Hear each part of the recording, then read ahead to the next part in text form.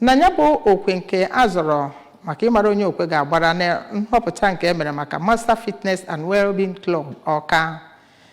Emechasịrị ọ bụrụ Dr. Emeka Ezenekwe bụ onye nyekwere ikike ka ọ gaa chịa ha n'abọrọ n'abọ dịka onye isi oche.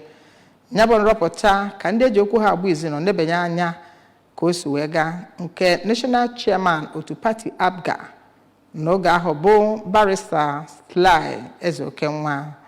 Ụfọdụ ndị eji okwu ha agba izu na ya bụ otu klọb bụ ndị nọ n'ụbụ ndị sokwa wee tụọ vootu bụ nke gụnyere osote gọvanọ Anambra steeti Dr. Onye Kachukwu Ibezim, onye jibu ọkwa ọkaokwu n'ọgbakọ Anambra steeti n'oge mbụ Right Honorable Uchenna Okafọ, Kọmishọna steeti a na-ahụ maka gburugburu anyị Dr. Felix Odimegwu, nakwa ndị ọrụ nchekwa dịgasị iche iche amaara.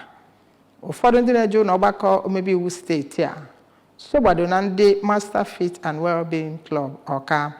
Ya bụ otu social club bụ otu klọb enwere na Anambra steeti nakwa ebe ndị ọzọ bụ nke ha na-ana agbakọta iji wee kwalite ọdịmma ndị mmadụ na ndị otu ha igosipụta mkpụrụsị ike ịhụnanya nakwa ihe ndị ọzọ n'iguzobe ndị isi ọfụ. Barrister Ezeokenwa bụ onye bụkwa onye ndụmọdụ ndị anụnwa n'ọnọdụ iwu gwara ndị ndu a ka ha kwudosie ego ịdị na-alụ ọlụ dịka otu klọb a si kwu na iwu eji wee guzobe ya bụ otu klọb n'efu na ọ na-aga n'iru ka ha bụ ndị ga na-echekwa ụmụnne ha, bụ ndị ga-ejikọta aka ọnụ dịka ụmụnne wee lụọ ọlụ maka ọganiru onye na onye ọbụla n'ala anyị bụ Naịjirịa nakwa ebe ndị ọzọ.